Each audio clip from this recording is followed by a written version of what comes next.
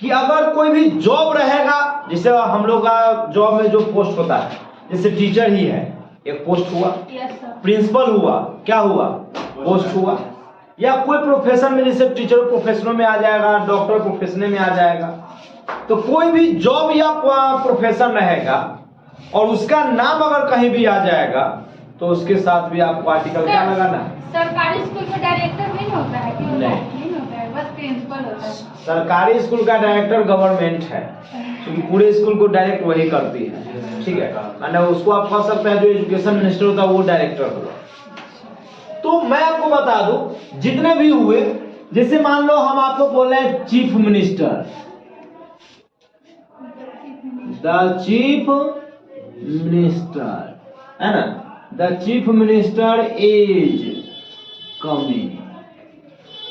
अब यहां पर देखिए चीफ मिनिस्टर क्या है? पद का नाम है, बदल है भाई, यानी एक प्रकार का प्रोफेसर कह सकते हैं, या ऐसे कह दो कोई पद हो, प्रोफेशन हो, जॉब हो, उसके नाम के पहले आपको आर्टिकल क्या लगा देना है? द का लगा देना है। जैसे चेयरमैन कहिएगा, चेयरमैन, आप कहिएगा भाई ना ये मैटर का डिसाइड कौन करेगा? चेयरमैन करेगा। तो चेयरमैन क्या है?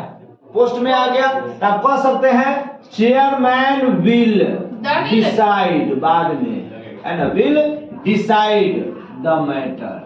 अब यहाँ पर आप बताइए मैटर को डिसाइड कौन करेगा? चेयरमैन करेगा। और चेयरमैन क्या है? पोस्ट का नाम है। तो पोस्ट का नाम आया तो यहाँ पर आर्टिकल क्या लगा दीजिएगा? द का लगा दीजिएगा। क्या? जैसे फार्मरे कहिएगा, फार्मर इज, है ना, फार्मर इज लेबोरियस।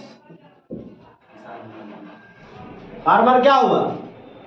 प्रोफेशन है, पेशा है, पेशा का नाम आया तो यहाँ पर आर्टिकल क्या लगा दीजिएगा? द लगा दीजिएगा। मतलब ये हुआ कि कोई भी जॉब हो, प्रोफेशन हो या पोस्ट हो, उसके नाम के साथ हम लोग आर्टिकल किसका यूज कर लेंगे? द का प्रयोग कर लेंगे। नेक्स्ट पॉइंट में देखिएगा, नेशनलिटी। क्या कहिएगा? नेशनलिटी, राष्ट्रीयता। अब कोई भी राष्ट्रीयता व्यक्त करने वाला नाउन होगा, नेशनलिटी व्यक्त करने वाला अगर नाउन होगा, तो उस नेशनलिटी को व्यक्त करने वाला नाउन आएगा, वहां पर आपको आर्टिकल द लगाना है। क्या नेशनलिटी को व्यक्त करने वाला क्या होगा? जैसे हम लोग है, हम लोग को क्या बोला जाता है? इंडियन। अपने आप को हम लोग क्या बोलते हैं? इंडियन। अमेरिकन लोगों को क्या बोला जाता है? अमेरिकन। चाइना के लोगों को क्या बोला जाता है? चाइनीज। पाकिस्तान के लोगों को क्या बोला जाता है? श्रीलंका के लोगों को क्या बोला जाता है? श्रीलंकन। भूटान के लोगों को क्या बोला जाता है? भूटानी। बांग्लादेश के लोगों को क्या बोला जाता है? बांग्लादेशी। नेपाल के लोगों को क्या बोला जाता है? नेपाली। मैं अपने चौहद्दी में आपको रख के दिखा दिया चारों तरफ। इंग्लैंड के रहने वाले जो अंग्रेज होते हैं उसको क्या बोला जाता है? अंग्रेज। अंग्रेजी में कहते हैं द इंग्लिशमैन या द इंग्लिश। अब देखिए हम यहां पर जिसे बोलेंगे इंग्लिश, इंग्लिश इज क्रूएल। भाई भारत के लोग तो ये देख ही चुका है ना, इंग्लिश इज क्रूएल। तो इंग्लिश कहने का मतलब, ये सॉरी, इंग्लिश कहने का मतलब हुआ कि अंग्रेज। अब यहां पर अंग्रेज कहने से भाषा का तो बोध नहीं करा रहा, अंग्रेजी भाषा का कह रहा है, नहीं कह रहा है, यानी वहां के लोगों का राष्ट्रीयता बता रहा है। तो राष्ट्रीयता बताएगा तो यहाँ पर आर्टिकल आपको क्या लगा दीजिएगा? अगर द न लगाइएगा तब ये इंग्लिश भाषा हो जाएगा कि अंग्रेजी भाषा निर्दयी है। लेकिन यहाँ पर हम कह रहे हैं किसको? अंग्रेज निर्दयी होते हैं। तो अंग्रेज का मतलब क्या हुआ? नेशनलिटी, राष्ट्रीयता। तो वहां पर आर्टिकल द लग जाएगा। जैसे हम लोग अपने आप को बोलते हैं इंडियन, इंडियन को आप क्या कहिएगा? इंडियन, है ना, इंडियंस कर दीजिए। इंडियंस आर, इंडियंस आर क्या? ऑनेस्ट। चलो लिख देते हैं, अपन मुंह में तो मिठू सब होता है। क्या कितना ईमानदार हो तो देश के घोटाले या ब्लैक मनी से पता चलता है। कि मोदी सरकार को बड़ा बढ़िया बात बोले थे जब चुनाव हुआ था ना 14 में, तो 14 में चुनाव हुआ था, मोदी सरकार पूरा लोगों को लॉलीपॉप दिखाया, खिलाया नहीं, लॉलीपॉप दिखाया। कहा कि देख बेटा अगर हम सरकार बन जाते हैं तो चुनाव के बाद हम लाएंगे काला धन पूरा इंडिया में। अच्छा, उस समय मैं मोदी जी की मानसिकता पर, सोच पर मैं सवाल नहीं उठाता, उसमें कहीं कोई कमी नहीं है। ये तो तय व्यक्ति है कि मोदी एक देशभक्त आदमी है, ये तय बात है, इसमें आपको कहीं शंका समाधान या शंका नहीं होना चाहिए। क्यों नहीं होना चाहिए? क्योंकि वैसे ही राम समात आदमी है भाई, ना आगे नाथ न पीछे पगड़िया वाला बात है, लाल पान के बेगम लिखा बात, ना आगे नाथ न पीछे पगड़िया।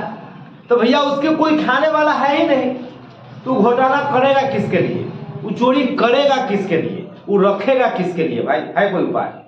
तो वो पूरा देश के लिए सोचता है, इसमें कहीं कोई शक नहीं। अगर कोई व्यक्ति अगर मोदी जी के राष्ट्रीयता पर, देशभक्ति पर अगर कोई सवाल उठाता है तो मुझे लगता है, मेरा पर्सनल ओपिनियन है कि उससे बड़ा बेवकूफ और बेहुदा इंसान कोई नहीं।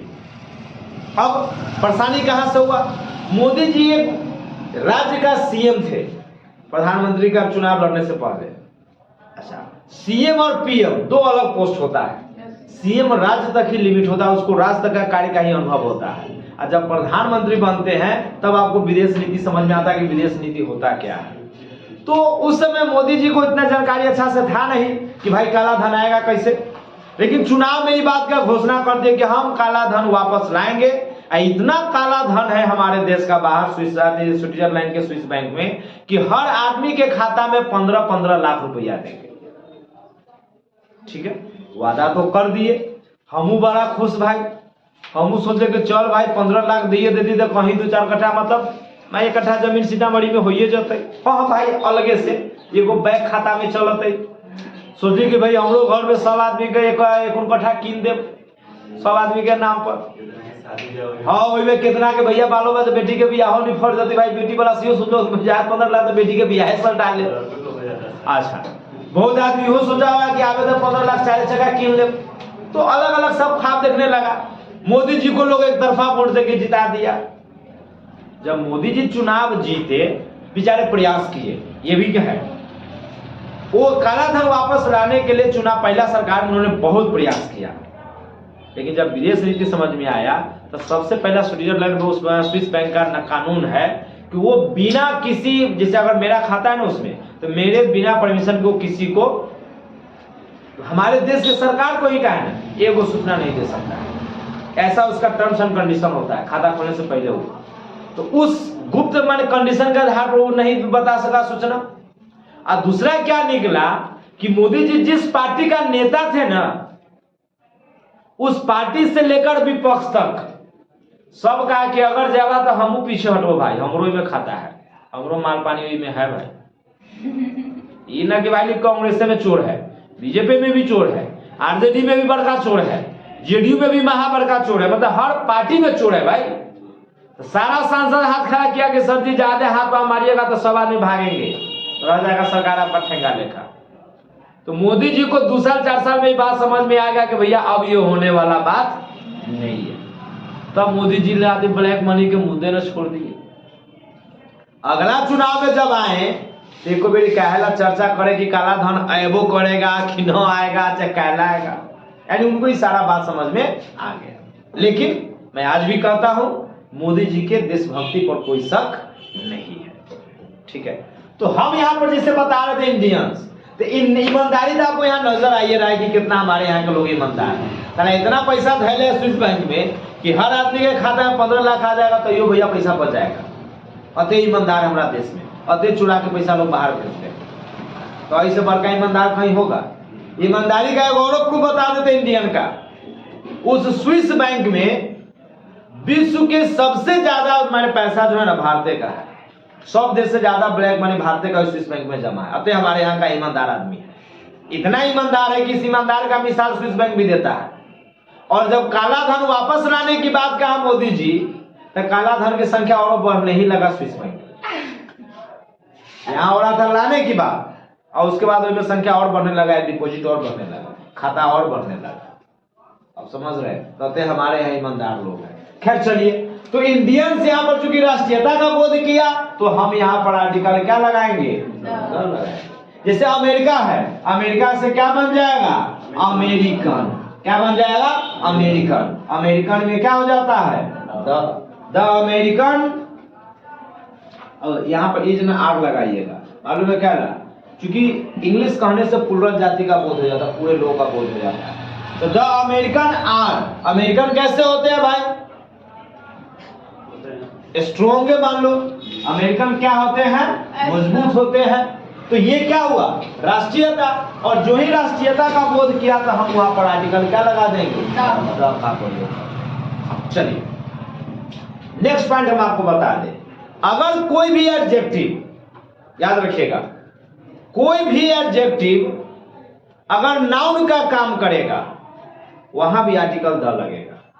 क्या हमने बोला है? कोई भी एडजेक्टिव किसका काम करेगा? नाउन का काम करेगा। तो एडजेक्टिव अगर नाउन का काम करेगा तो वहां पर आर्टिकल क्या लगाना है? द का प्रयोग करना है। याद रखिएगा। जैसे यहां पर हम आपको बोले अमीर, क्या बोले? अमीर। अमीर कैसे होते हैं? पहले लालची होते हैं, आर ग्रीडी। ठीक है, अमीर क्या होते हैं? तो अमीर रिच तो है एडजेक्टिव। राम अमीर है, क्या होगा ट्रांसलेशन? Ram is rich. तो रिच तो गुण बताया ना भाई कि राम कैसा है?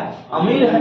लेकिन यहाँ अमीर कहने से हमें गुण बता रहा है कि व्यक्ति का बोध हो रहा है, व्यक्ति हो रहा है कि अमीर लोग लालची होते हैं। यानी कि यह एडजेक्टिव काम कर रहा है नाउन का। किसका काम कर रहा है? नाउन का। और जो ही एडजेक्टिव नाउन का काम करेगा आपको इसके पहले क्या लगा लेना है? द लगा देना है। तब यहाँ पर हो जाएगा द रिच। अच्छा एक बात और, अब आप कहेगा सर यहाँ पर हम इज नहीं लगा लेंगे, तो बिल्कुल नहीं लगेगा। ये भी हम आपको बात बता दे, आपको याद रखना है कि यहीं पर देख लीजिए, दिख रहा है ना भाई? हाँ, द प्लस एडजेक्टिव अगर ये होगा ना तो याद रखिएगा ये क्या बन जाता है? प्लुरल। याद रख लीजिएगा कि एडजेक्टिव के पहले हम जो ही आर्टिकल द लगाते हैं ना, अब वो सिंगुलर नहीं रह गया, अब वो क्या बन गया? प्लुरल बन गया। तो इसीलिए चूंकि यह प्लुरल हो गया और यहाँ पर इज ना लगकर क्या रहेगा? आर ही रहेगा। ठीक है, तो दो कॉन्सेप्ट आपका, वर्ब का भी हो गया, एगो आर्टिकल का भी हो गया कि एडजेक्टिव नाउन का काम करेगा तो वहां पर हम लोग आर्टिकल क्या लगा लेंगे? द लगा लेंगे। और वो प्लुरल हो जाएगा तो उसके साथ वर्ब भी क्या लगेगा? आर लग जाएगा। इसी में कहेंगे अमीर। गरीब क्या होते हैं? गरीब क्या होते हैं? इतना तो ईमानदारी हो ना हो, संतुष्ट होते हैं। कहना ना ईमानदार होता है।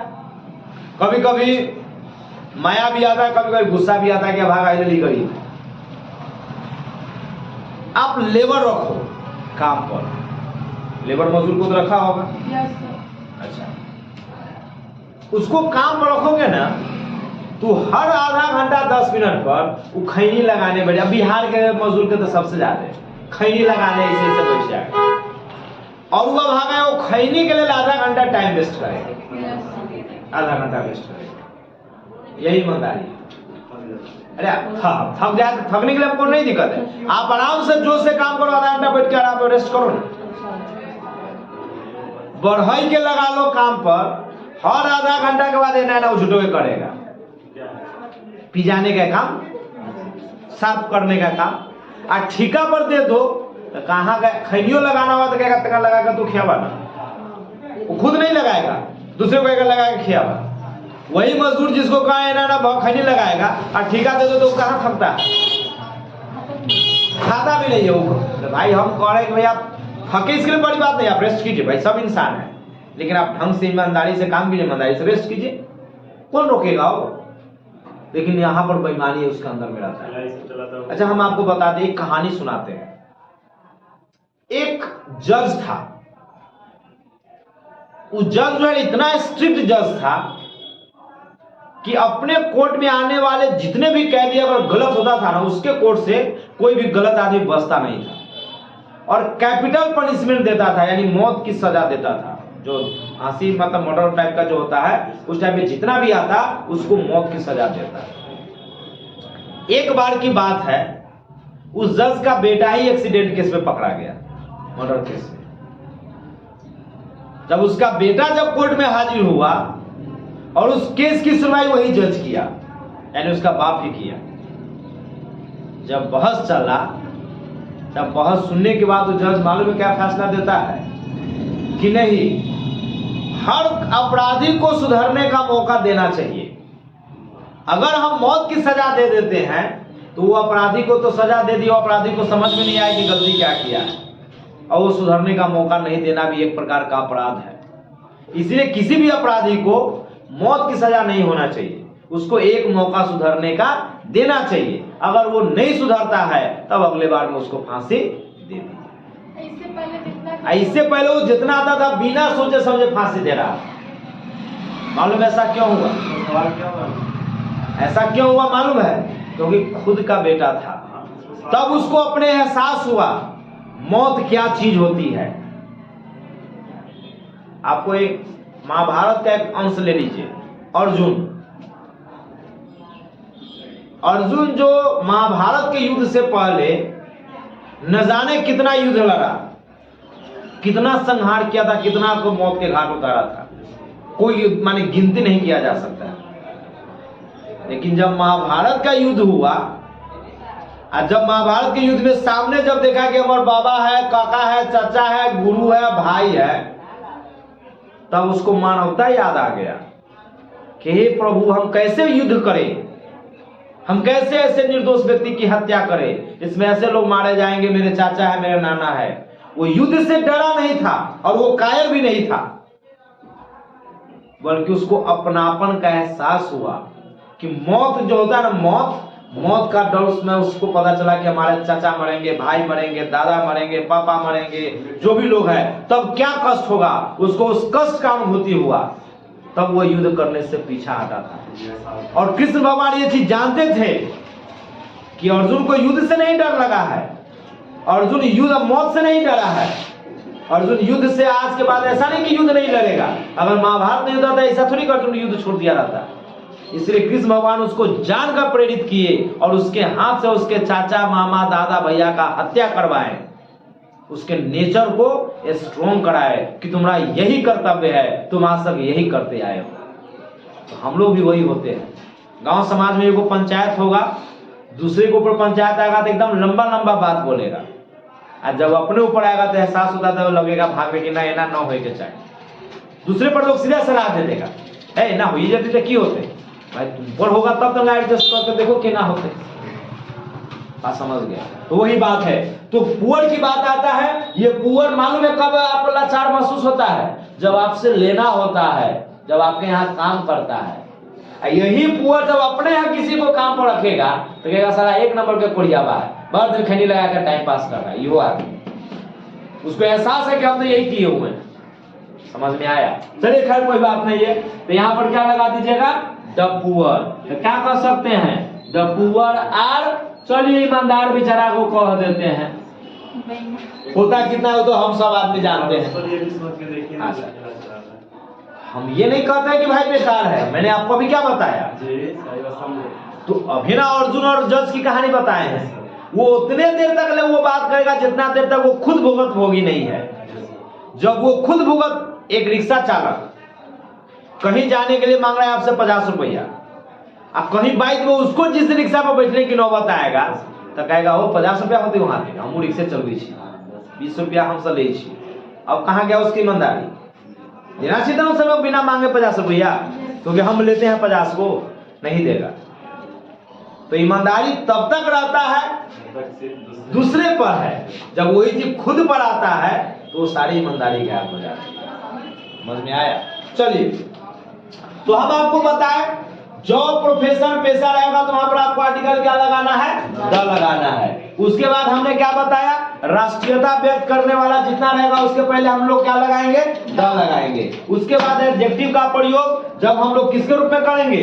नाउन के रूप में करेंगे, तो उसके पहले भी आर्टिकल क्या लगाएंगे? द का प्रयोग। एक देखिएगा, अगर एडजेक्टिव नाउन को क्वालिफाई करेगा लेकिन वो प्रयोग हो जाएगा नाउन से पहले ना बल्कि नाउन के बाद। जैसे रेड पेन पढ़े होइएगा, क्या पढ़े होइएगा? Red pen. पेन से पहले रेड आ गया ना, नाउन से पहले आ गया। ईमानदार लड़का, ऑनेस्ट मैन पढ़े हैं, मैन से पहले आ गया एडजेक्टिव। लेकिन हम क्या कह रहे हैं? पहले नाउन आ जाएगा और उसके बाद में एडजेक्टिव आ जाएगा। जैसे सेंटेंस लिखते हैं, आप लोग सुनते होइएगा, ये सुनिए, अशोका द ग्रेट, नाम सुने हैं, इस टाइप का लिखा रहता है, अशोका द ग्रेट। अब देखिए इस अशोका को ही क्वालिफाई कर रहा है द ग्रेट, कोई अलग बात नहीं है, इसी अशोका को क्वालिफाई कर रहा है द ग्रेट। लेकिन अंतर क्या है, नाउन से पहले ना होके नाउन के क्या है, बाद में है। अगर यही पर लिखते द ग्रेट अशोका, तब द ना लगता, तब ए या एन लग जाता और ग्रेट अशोका हो जाता। Yes sir. या उससे पहले तो नाउन में प्रॉपर है तो लगवे नहीं करता, प्रॉपर नाउन के पहले लगवे नहीं करता। लेकिन वही नाउन को क्वालिफाई करने वाला एडजेक्टिव नाउन के बाद रहेगा, और याद रहेगा उसमें कॉमा लगा रहेगा। क्या लगा रहेगा, कॉमा, ये भी याद रखिएगा नाउन के बाद। तब आपको क्या करना है, इस एडजेक्टिव के पहले आपको क्या लगाना है, द लगाना है। जैसे हम आपको बता दें नेपोलियन, नेपोलियन, अब नेपोलियन क्या था, वॉरियर, योद्धा था, लड़ाका था। तो फिर यहां एडजेक्टिव आया, लेकिन एडजेक्टिव किसके बाद आया, नाउन के बाद आया। और नाउन के बाद जब ये एडजेक्टिव आएगा तो हम लोग आर्टिकल क्या लगा देंगे, द लगा देंगे। बड़ा कंसेप्ट है भाई। अगर पहले है तो डिपेंड करेगा नाउन क्या है, लेकिन अगर बाद में अगर आता है तो हम लोग वहां वो ऊपर डिपेंड नहीं करते। जब ये नाउन क्या थी, नाउन के बाद में एडजेक्टिव आएगा तो 100% है कि उस एडजेक्टिव के बाद आपको आर्टिकल क्या लग जाएगा, द लग जाएगा। कि दिक्कत रहेगा। चलिए इसको लिखिए।